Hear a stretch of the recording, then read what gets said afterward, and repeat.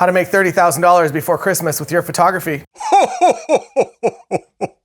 Merry! But first, something that I've never offered before, a full custom review of your wedding photography business. I will personally go through and review your website, give image recommendations and suggestions, as well as give you my feedback on your social media. I'm also happy to answer any questions that you want to send. And since this is all custom, if there's something that you specifically want more of my thoughts on, you're welcome to let me know. I will be recording a 20 to 30 minute video for you, and I will send that to you before this coming Saturday. Now the catch, I'm only going to be offering 5 of these. It's my hand making the number 5. So get in quickly if you want one of these 5, and depending on demand, I might start doing maybe 1 or 2 of these per month. So if you're watching this and it's after Cyber Monday, which is the day that this video came out, hop on over to the site, see if it's available. Now, how to make $30,000 before Christmas with your photography. This also works for any other gift-giving holiday, including things like Mother's Day.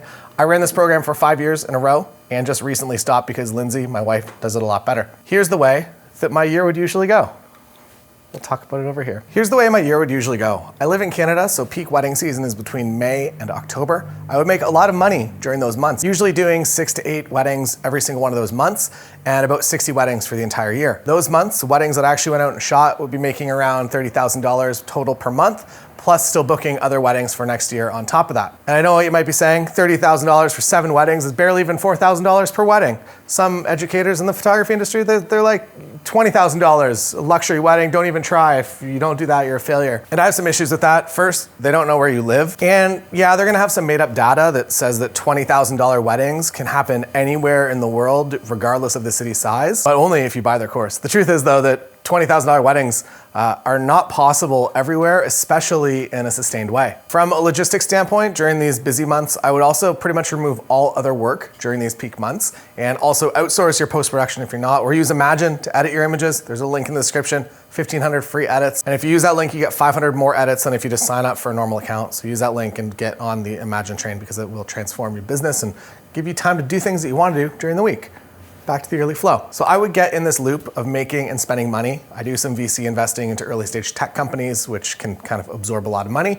Then around November, things would start to get real slow. We like to travel, we like to do fun things in the winter, and that requires money. With all my money locked up in early stage tech that I'm not gonna see for 10 years, and looking ahead at a slower November to April, it's time to readjust. A smart person would just budget correctly, knowing that you're gonna have this slow season, but I'm unfortunately not a smart person. So in November, I would do a rough forecast and I would discover that it'd be pretty important for me to make some money to get through to at least February when wedding photography bookings really start to pick up again.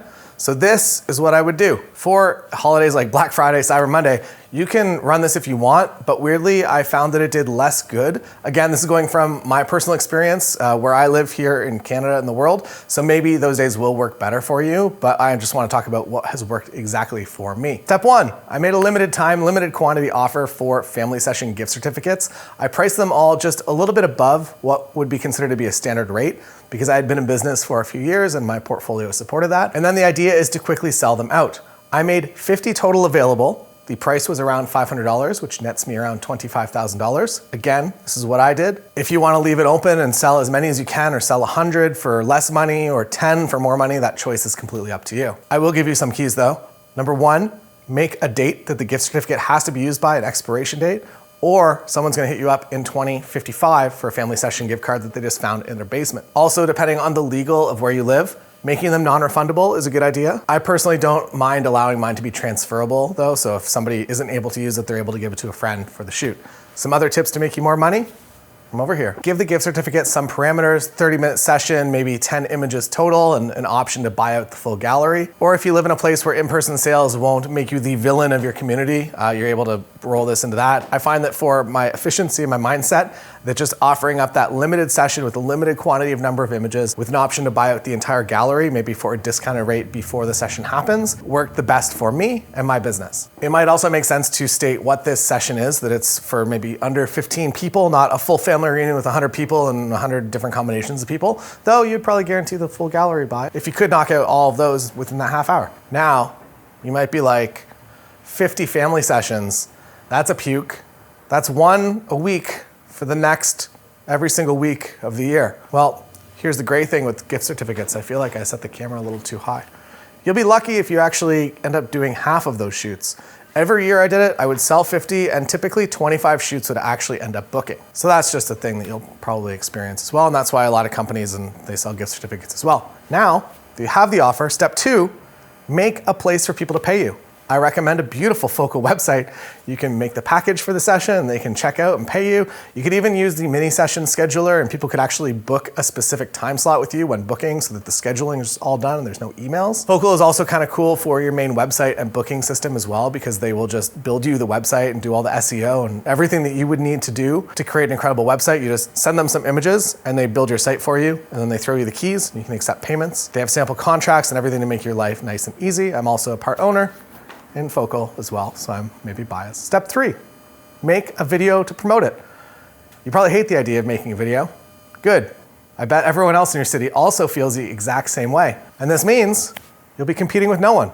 There is an expert status that comes with getting your face in front of the video camera, and it absolutely does help convert sales, and there's one other bonus that I'll talk about in a second with video. Next up, write a script and maybe pull some BTS clips to make it a little bit more exciting. Put subtitles either with something like CapCut or whatever other app you prefer. And if you want to go for bonus points, you could offer a friend or family member a free session if somebody can come and make a behind the scenes video of that experience and use that as marketing. I've also included a few scripts that I would maybe consider using or modifying over on the weekly content for members. So if you're a member, you have access to that right now. The general idea overall of this entire thing, and I think that this is the key, is that you're offering a great last minute gift option that the recipient of the gift, parents maybe, are going to love. Now, once you have this video, Facebook is still a reasonable option because you're going after the market that is on Facebook. Instagram or Instagram stories maybe specifically a better place probably to invest more of your budget. Instagram is also great because I feel like just a lot of people are all active on there.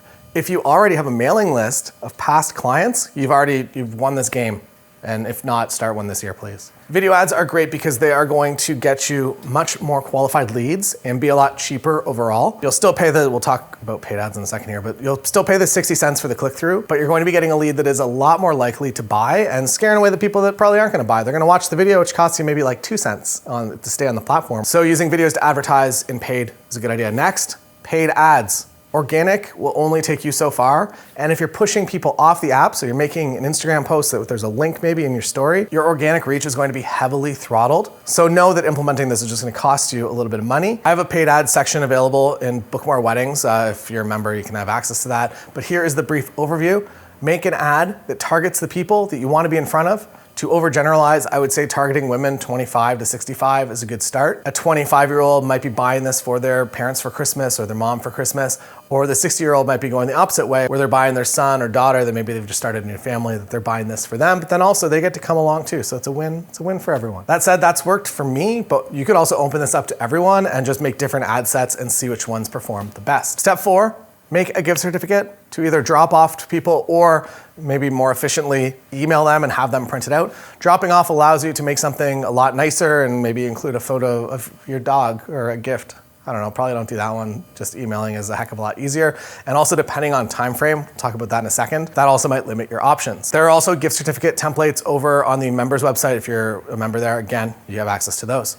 That's it. Make the offer, make the video, then add gas, which is the paid ads. Easy. I personally run this ad very tight to Christmas. Like, I think I've done it on the 23rd of December before, but on average, I would say somewhere around December 20th. And then I would tailor my script around it being a great last minute gift suggestion that people don't even have to leave their house for. That's it. Again, full custom video reviews of your wedding photography website, your business, if you're interested, available now. There are 5 available. And I'll have your video back to you before Saturday of this week. See you next time. Goodbye. I don't have any more. You could watch this video if you want. I'll get out of the way of it a little bit. It's a good one.